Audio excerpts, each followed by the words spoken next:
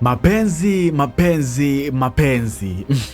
Haya bana, huu mzigo unaanza. Kuna mwamba anagongana kikumbo na pisif moja hivi. Sasa wakati kamshika mwamba akataka ampige busu, mchumba akashtuka. Wewe mpuuzie, hivi unazani mimi najiuza? Mwamba akasema hapana, nilikuwa nakupa msaada tu, la sivyo ungeanguka. Mchumba akawaka kinoma. Sasa kumbe hizi zote ni ndoto. Mchizi anaota kwa sababu anamkubali kinoma yule demu, anamuwaza kiasi kwamba anamuota hata akilala kwenye gari. Mwamba anaitwa Toby na yule dada anaitwa Roni. Huyu mwamba ni tajiri kinoma, ila kinachomharibia ni muonekano wake, hajui kuvaa kabisa, na Roni ni star kinoma, yani ukitaka kuwa naye ni lazima ujipange. Sasa huku mwamba amekuja kumtembelea moja kati ya rafiki zake wakubwa kinoma. Ni muda mrefu hawajaonana kwa sababu Toby maisha yake yote anaishi nje, yani alikuwa anaishi Uingereza. Huku upande wa pili tunamuona Roni yupo TikTok live. Roni ni mtu wa show off sana, maisha ya mitandao ndiyo maisha yake, yani kayapa kipaumbele sana kwa sababu hela yake nyingi anaipata huko. Turudi huku, wakati Toby anapiga stori na mwanaye, ghafla kuna binti anakuja. Wanashangaana kinoma kuonana kwa sababu hawajaonana muda mrefu. Huyu binti ni mdogo wake na huyo mshikaji, yani ni mdogo wa huyo mshikaji wake na Toby. Binti anaitwa Kamze. Kazi yake kubwa ni kupiga picha watu maarufu, na moja kati ya watu anaowapigaga picha ni yule Roni.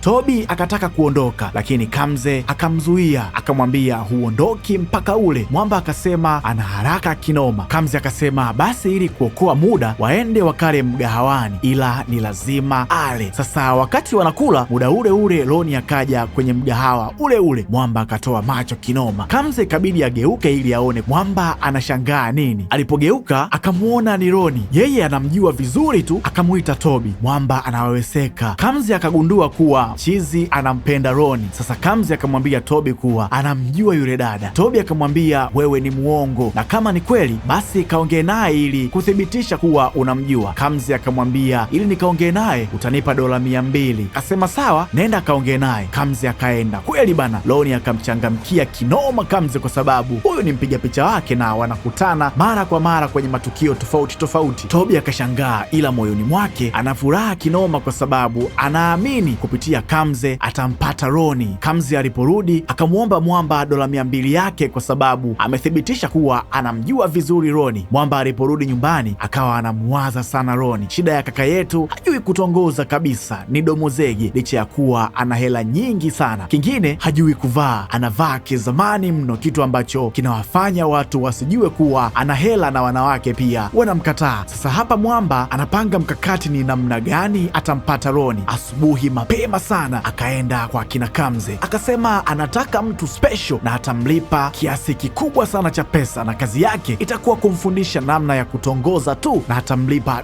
$2,000 kila mwezi. Kamze akasema huyo mtu mbona yupo? Toby akasema basi nipe namba zake. Kamze akamwambia huyo mtu ni mimi hapa. Kila mtu akashangaa, akasema nipo serious na hii biashara ni nzuri sana, na kwa sababu mimi namjua vizuri Roni, basi kwako itakuwa ni rahisi sana kumpata. Wakakubaliana kuwa Kamze atamfundisha Mwamba kutongoza kwa vitendo na kwa maneno pia, kwa sababu amekaa kizamani sana. Kesho yake Kamze mapema tu akaenda kwenye eneo lake la kazi na akaamua kuhamia kabisa ili iwe rahisi kuwa karibu na mwanafunzi wake. Baada ya kufika ndani, Kamze akamwambia kuwa sianzi kazi mpaka unilipe 50% ya mshahara wangu. Mwamba akaona isiwe tabu, akachukua simu akamfanyia malipo ili kwa haraka iwezekanavyo darasa la kutongoza lianze. Sehemu ya kwanza, Kamze akaomba aende chumbani kwa mshikaji kwanza, anahitaji kujua ya aina gani ya nguo anazo, lakini nguo alizozikuta ni za kizamani sana. Kamze akamwambia una nguo mbaya sana, ila jamaa akamwambia hizi ni nguo very expensive. Kamze akamwambia hata kama, ila hazina mvuto kwa wanawake. Sasa rasmi kazi ikaanza. Kitu kilichofuata ni kumpeleka saluni Mwamba kwa sababu alikuwa na nywele nyingi sana, kitu ambacho kwa jicho la mwalimu wake hazikuwa sawa. Aliporudi nyumbani, Kamze akamwambia sasa unaonekana vizuri sana, akamsifia kinoma kuwa yeye ni bonge la handsome. Mwamba akacheka tu. Kitu kingine baada ya kunyoa ni kubadilisha aina ya uvaaji, na hapo ndipo kaanza kubadilishwa rasmi, anakula mabwanga tu. Alafu hatua iliyofuata ni ya mwisho, ni kutoa vile vidoti vilivyokuwa usoni kwake. Hizo ndio zilikuwa hatua za awali kwa ajili ya kumtengenezea muonekano wa usoni tu, alafu darasa la kutongoza ndiyo lianze. Akamwambia sasa imagine mimi ndio Roni na umekutana klabu na mimi na inabidi unitongoze. Imagine mimi ndio Roni. Mwamba akaanza kutongoza, hajui kabisa kutongoza, ana swaga za kizamani kinoma. Ikabidi Kamze yeye ndiye ajigeuze mwanaume alafu Tobi aye mwanamke. Sasa Kamze akaanza kutupia vesi kwa Mwamba, anatongoza mpaka Mwamba ana feel kama anatongozwa kweli. Kamze ni kiboko, hataki utani na kazi yake kabisa. Mwamba anajiuliza,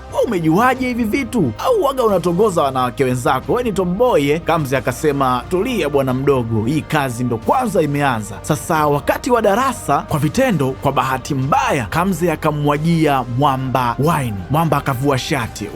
Kamze kwa mara ya kwanza akamuona Mwamba akiwa kifua wazi, kitu ambacho kilimchanganya kinoma Kamze. Kuna muda akawa anawaza, anatamani amwambie Mwamba kuwa wakakiwashe kidogo tu alafu wataendelea na darasa baadaye. Kumbuka huyu ni rafiki wa kaka yake kinoma sana. Kadri darasa lilivyoendelea, Mwamba anazidi kupata experience ya kutongoza mpaka Kamze anadata kwa mchizi, anajisahau kuwa yeye yupo pale kwa ajili ya kumfundisha Mwamba namna ya kutongoza tu mwanamke na sio kitu kingine, na yupo pale kwa ajili ya kumfundisha kumtongoza mtu ambaye Kamze anamjua vizuri sana. Mwamba kaisha iva. Kamze akamwambia, sasa kinachofuata ni kukis, yani nataka unipige busu, kwa sababu hiyo nayo ni sehemu ya darasa. Yani unapomtongoza mwanamke, in case akikubali lazima umpige busu. Kamze akamvuta mwanetu akampiga bonge la busu. Sasa leo mwanetu anaenda kutongoza rasmi, yani anaenda kumtongoza yule Roni. Darasa kalielewa vilivyo, na hapo anachukua baraka za mwalimu wake kuwa walicho kipractice kikafanye kazi kama walivyopanga, kisije kikaharibika kabisa, kwa sababu kwanza Mwamba atakuwa amepoteza pesa, alafu mwalimu naye atakuwa amepoteza CV yake, atakuwa ameichafua vibaya mno. Kaka yetu kafika eneo la tukio, kamkuta Roni katulia peke yake. Mwamba akaanza kutupia nyavu, kaongea sana, kaongea maneno mengi, mengine kazidisha, hata hakufundishwa, yeye kajiongeza tu ili Roni aingie kwenye mfumo. Cha kushukuru ni kwamba Roni anakubali mapigo, anapokea mashambulizi, yani hajapindua hata kidogo. Anacheka tu, anamsifia Mwamba kuwa anajua kumwaprochi mwanamke bila kujua Mwamba ile ni skripti iliyoandikwa na mwanamke mwenzake, tena mpiga picha wake Kamze. Mwamba akarudi nyumbani ana furaha kinoma kuwa alichofundishwa kimezaa matunda. Sasa anamuita Kamze ili ampe sifa zake, ila Kamze kimya, ita mpaka basi, ila Kamze hakuitika kabisa. Mwamba anakuja kugundua kuwa Kamze hayupo, anajiuliza sasa ameenda wapi, na simu hapokei kabisa. Ikabidi ampigie simu mshikaji wake ambaye pia ni kaka yake na Kamze ili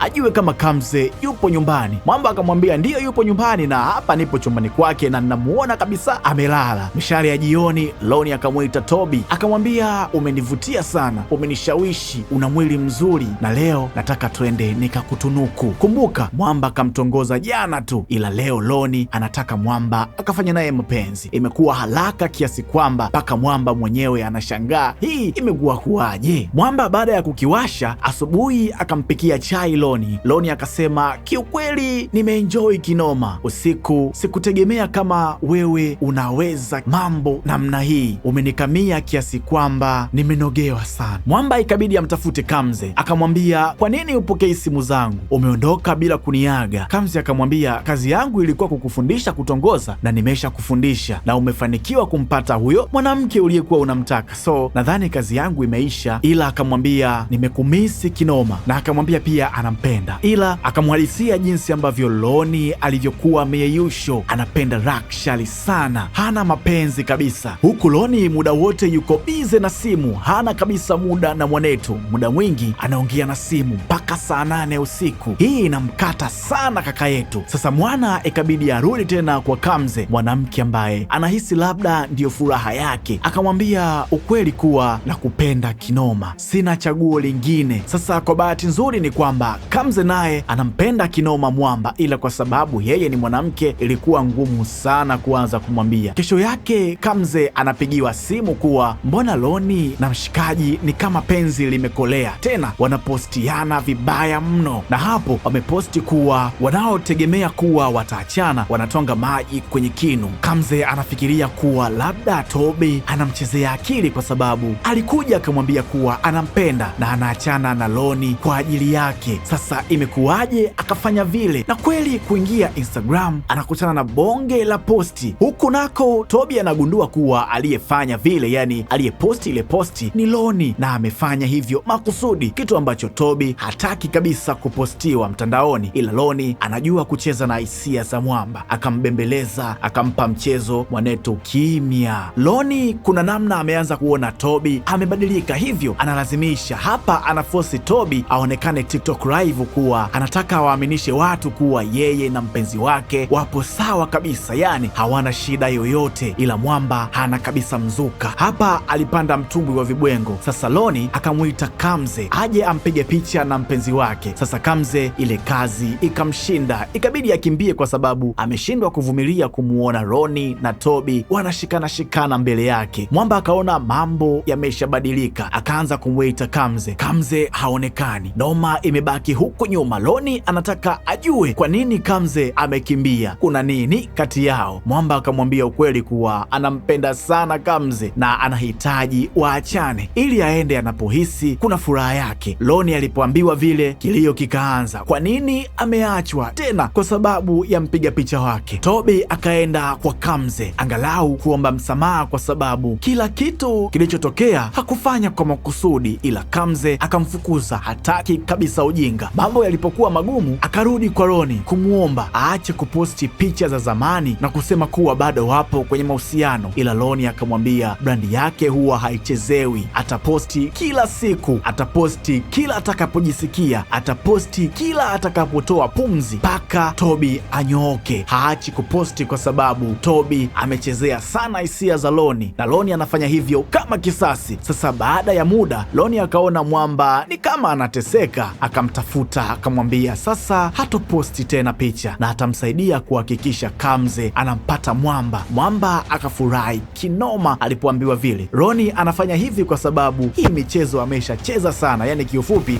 Loni ni lishangingi la mjini, ni shangazi fulani hivi ambalo maisha yake yote ni mtandaoni, ameshachezea vijana wengi, kwa hiyo kwa Toby ni kitu cha kawaida sana. Kweli bana, Loni akamfata Kamze akamwambia kuwa Toby anampenda kweli na yeye wala hayupo naye tena kwenye mahusiano, hivyo anamuomba amwelewe mwamba kwa sababu atakuja kufa na mawazo. Kesho yake mapema tu mwamba akaenda kuongea na Kamze, akamwambia amekuja kumuaga, yeye anarudi Uingereza, lakini kikubwa inabidi ajue kuwa anampenda hata kama anaenda mbali, na inabidi ajue kuwa anaondoka kwa sababu yake, hataweza kabisa kukaa eneo lile bila yeye. Wakati anaongea, Kamze akampiga bonge la busu, alafu akamuuliza vipi, bado una plani ya kusafiri? Bado una plani ya kwenda Uingereza? Mwamba akasema kwani mimi nilikwambia naondoka? Kamze akampa padi wacheze gemu na penzi likawa limerudi kimtindo huo. Mfumo aliyoutumia Kamze ni kwamba kuku wake mwenyewe hawezi kumshikia manati, kwa sababu yeye ndio kamfundisha kutongoza na yeye ndio mwanamke wake wa kwanza kumpiga busu ukubwani,